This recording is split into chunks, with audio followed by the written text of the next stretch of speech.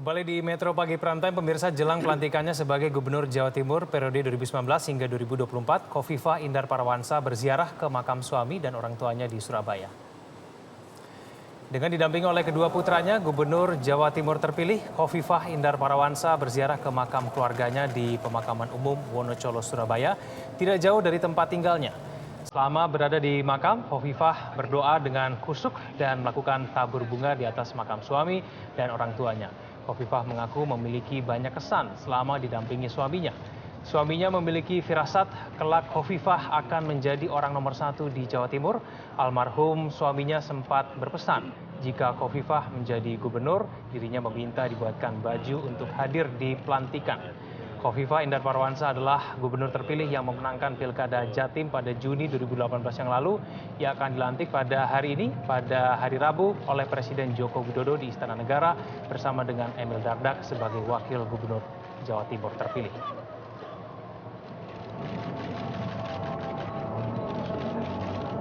Pada saat kami mengikuti perhelatan Pilgub di tahun 2018 kemarin, teman-teman beliau menyampaikan, insya Allah menang kita itu dalam bahasa Makassar itu panjenengan.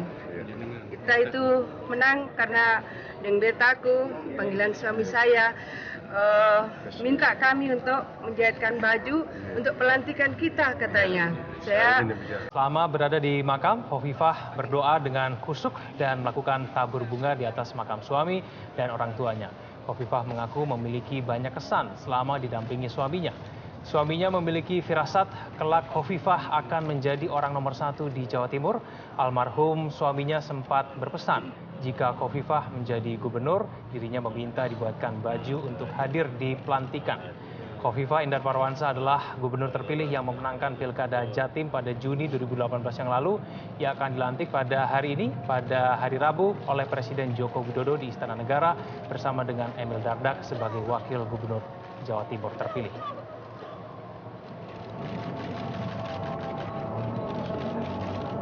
Pada saat kami mengikuti perhelatan Pilgub di tahun 2018 kemarin, teman-teman beliau menyampaikan, insya Allah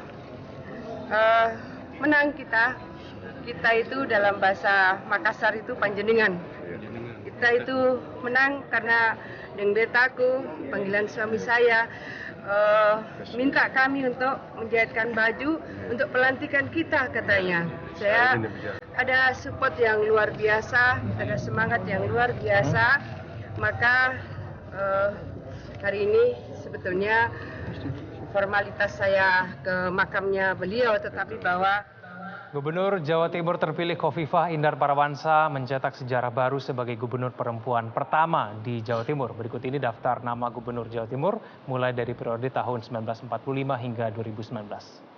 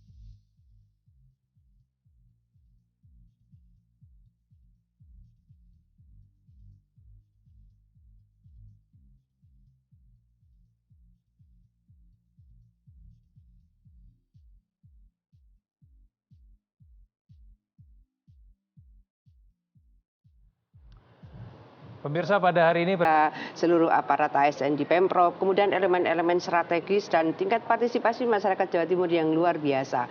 Semua akan menjadi energi positif bagaimana sebetulnya membawa Jawa Timur makin berkemajuan, percepatan penyejahteraan, ketimpangan antara utara dan selatan. Karena hari ini kita masih menghadapi itu ketimpangan antara kota dan desa, kemudian kemiskinan yang masih sangat tinggi di pedesaan, kemudian pengangguran. Jadi kita mencoba memetakan itu sedetail mungkin, kemudian kita mencoba membuat membuat format kira-kira kalau di 99 hari pertama kita bisa lakukan apa, karena banyak sekali sepertinya ada periode strategis yang diharapkan orang itu 100 hari.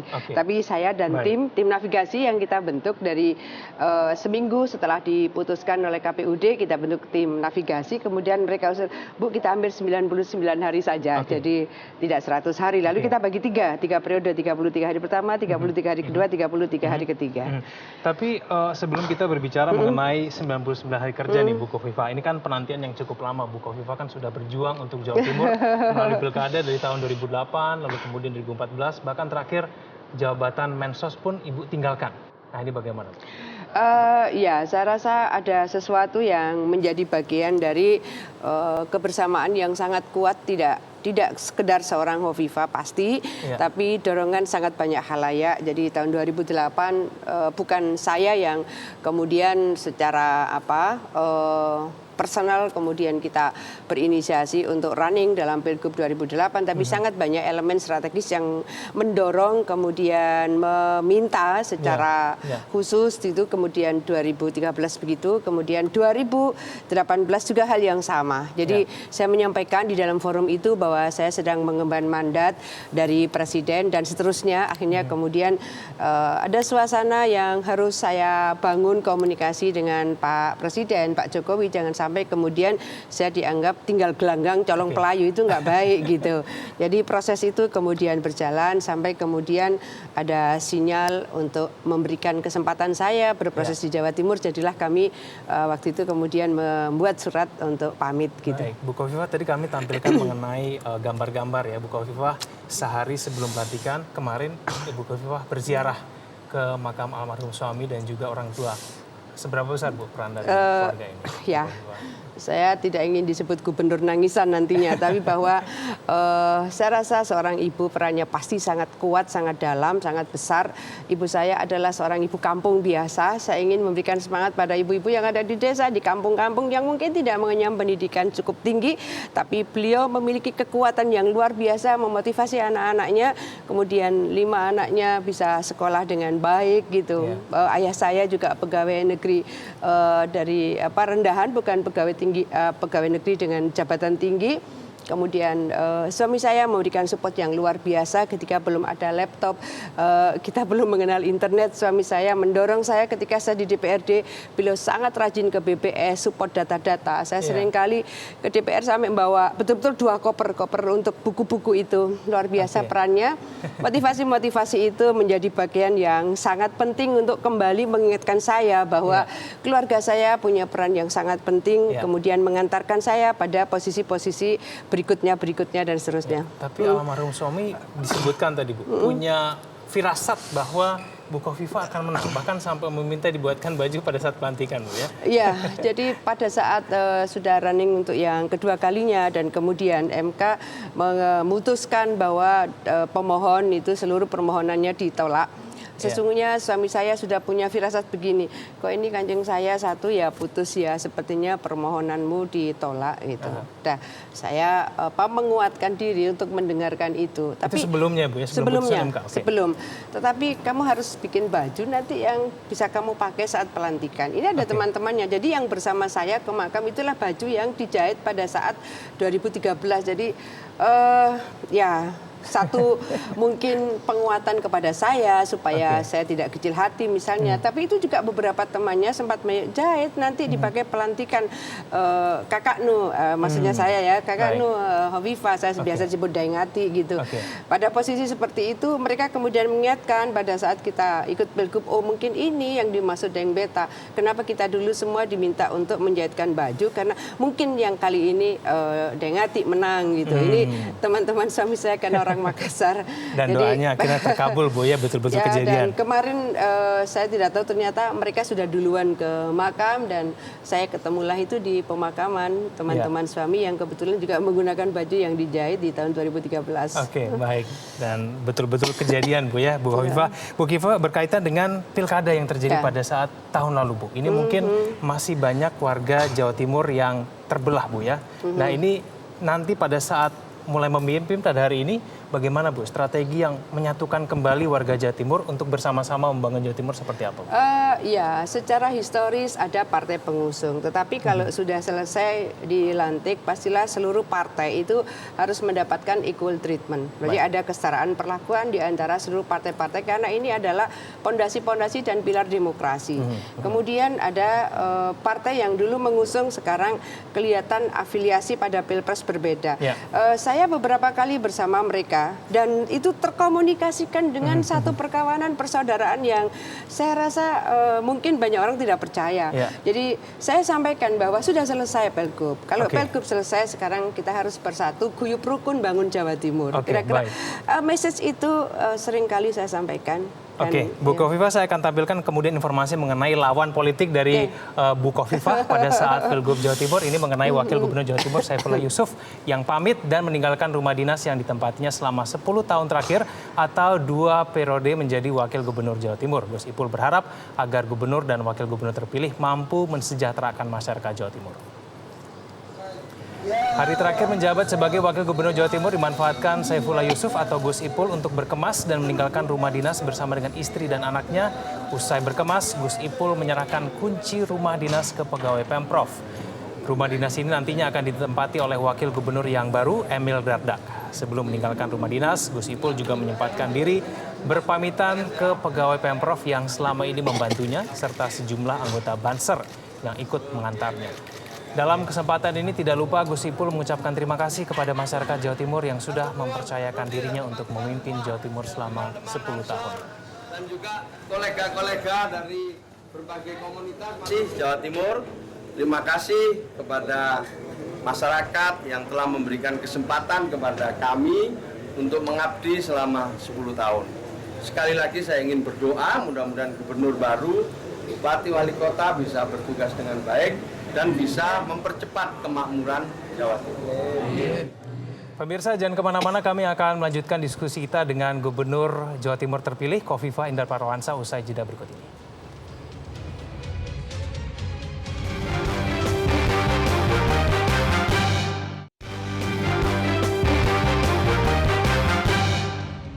Pemirsa, kembali kita lanjutkan dialog kita bersama dengan Gubernur Jawa Timur terpilih Ibu Khofifah Indar Parawansa. Ibu Khofifah, hal pertama yang nanti akan dilakukan oleh Ibu Khofifah sebagai Gubernur Jawa Timur pasca dilantik. Itu apa, Bu?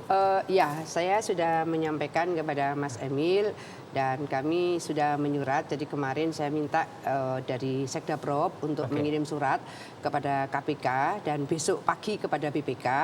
Kita ingin mendapatkan referensi yang kira-kira bisa memberikan kepastian dari sisi preventifnya.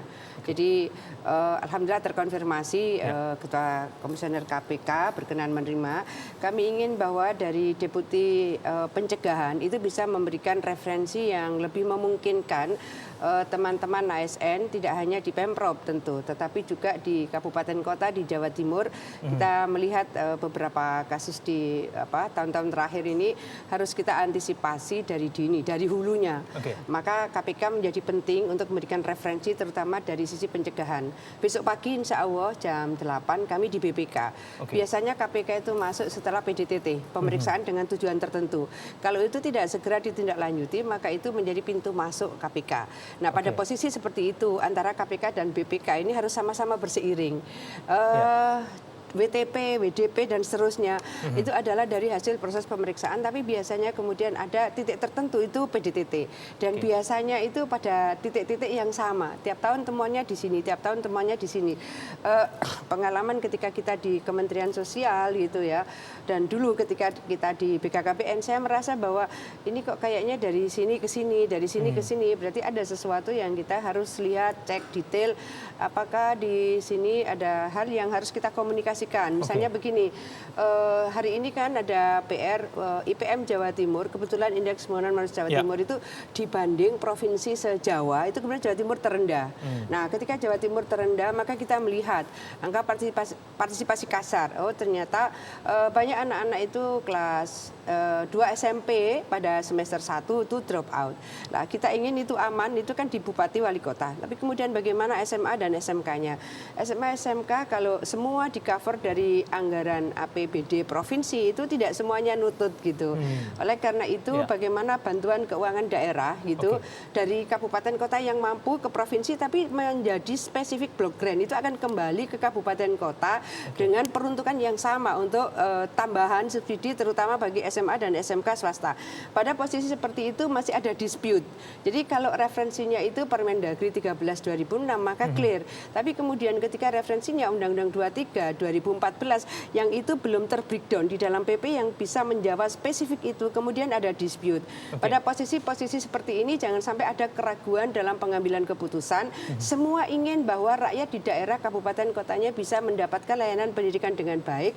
Nah, ini kan kita berkomunikasi, berkonsultasi dengan KPK dan BPK ini menjadi sesuatu yang sangat penting supaya masing-masing kepala daerah, bupati, wali kota itu clear sehingga kemudian ketika misalnya saya punya anggaran sekian, saya punya BKD misalnya, ini akan dikirim dulu ke provinsi, akan menjadi spesifik block grant dan itu tidak akan berkurang kembali ke kabupaten kota untuk rakyat di wilayah kabupaten kota masing-masing. Apakah kemudian hal ini akan nanti dilakukan dalam 99 program kerja? Bukan 99 hari, nanti insya Allah nanti malam itu jam 19 ya. Saya dan Mas Emil mudah-mudahan kalau Pak Mendagri berkesempatan kami ingin diantar Pak Mendagri seperti gubernur-gubernur yang dulu saya lihat, dulu itu Pak Mendagri mengantar. Begitu kemudian besok pagi kami ingin ke BPK memang untuk mengkonsultasikan hal-hal seperti ini supaya tidak terjadi dispute, tidak terjadi multitafsir dan kemudian ada keyakinan masing-masing pengambil keputusan bahwa ini sudah sesuai dengan regulasi dan tidak menimbulkan dispute di kemudian hari. Baik, Bu Kofifa kan tadi sudah menyampaikan ada 99 hari ke depan yang mungkin menjadi concern dari Bu Kofifa. Tapi di dalam 99 hari itu ada Pilpres, Bu, yang mungkin menjadi salah satu hal yang mungkin menjadi pencermatan dari Bu Kofifa. Bagaimana menjaga keamanan supaya kemudian Jawa Timur tetap menyelenggarakan Pilkada Jawa Timur secara aman dan juga nyaman, Bu. Kita akan tampilkan dulu mengenai pernyataan dari Bu Kofifa 1 bulan pada saat setelah terjadinya Pilkada pada tahun 2018 lalu. Kita cermati bersama. Dilihat di sini sebetulnya kan sangat banyak mereka pengasuh-pengasuh pesantren. Nah, pengasuh pesantren kan sebetulnya jejaring untuk bisa memberikan support pada pemenangan Pak Jokowi Kiai Ma'ruf, tinggal menunggu kanalisasinya. Ini adalah bagian dari kanal baru gitu ya. Dari kanalisasi mungkin ada yang lewat partai, kanalisasi lewat struktural, nah ini kanal lewat kultur gitu. Maka mereka bisa menemukan kanal baru untuk bisa membangun efektivitas dukungan kemenangan Pak Jokowi Kiai Ma'ruf. Ya, Bu Kofifa, salah satu kemudian yang menjadi pencermatan bagaimana nih Bu menjaga Jawa Timur supaya tetap aman dan damai, semua menerima perbedaan pendapat tuh nanti. Sebetulnya suasana di Jawa Timur itu terbangun mutual understanding yang luar biasa. Nah, itu memang tetap harus dikelola dengan baik. Jadi mutual understanding harus ada mutual respect. Satu dengan yang lain saling menghormati perbedaan-perbedaan pilihan yang tentu harus dijaga bahwa jangan ada pejabat negara yang kemudian ketika memberikan dukungan kepada kandidat termasuk kepada partainya itu kemudian ada fasilitas negara yang digunakan ya. Memang misalnya referensinya adalah regulasinya harus cuti. Tidak sekedar itu kan. Jadi semua yang melekat dari fasilitas-fasilitas negara itu juga harus dilepas pada saat cuti. Nah, format-format seperti ini memang harus ditaati dan perbedaan di dalam mengartikulasikan afiliasi-afiliasi politik baik pada pileg maupun pilpres, saya merasa bahwa ada kesepahaman yang sangat tinggi di Jawa Timur. Saya juga mengkomunikasikan kepada Pak Kapolda misalnya. Kemarin bersyukur pada saat acara purna tugas Pak D itu Pak Pangdam juga hadir, Forkopimda yang lain itu ada Kajati juga hadir. Kita memang harus membangun satu suasana yang tetap kondusif, guyub rukun. Jadi ada mutual understanding, ada mutual respect, kemudian ada mutual trust. Jadi satu yang lain harus percaya bahwa suasana ini harus kita bangun secara kondusif. kondusif dalam berbagai kemungkinan dinamika situasi-situasi tertentu. Pilpres 2019 Jatim pasti aman begitu ya, pasti nyaman dan nyaman. Insya Allah, gitu ya? saya Baik. meyakini bahwa seluruh elemen-elemen strategis mampu membangun suasana yang kita harapkan bahwa aman, tertib, terkendali, Baik. perlu ketenangan, kedamaian, dan saling kesepahaman. Baik, Bu Kofifa, terima kasih telah hadir bersama kami. Selamat Bu, telah makasih. menjalankan Mohon amanah. doa Selamat bertugas semuanya. sebagai Terima Gubernur Jawa kasih. Timur. Iya. Terima kasih. Kita akan Terima nantikan kasih. bersama pelantikannya nanti sore. Iya, Terima kasih. terima kasih. Dan pemirsa jangan kemana-mana, kami akan kembali dengan sejumlah informasi penting lainnya usai jeda berikut ini.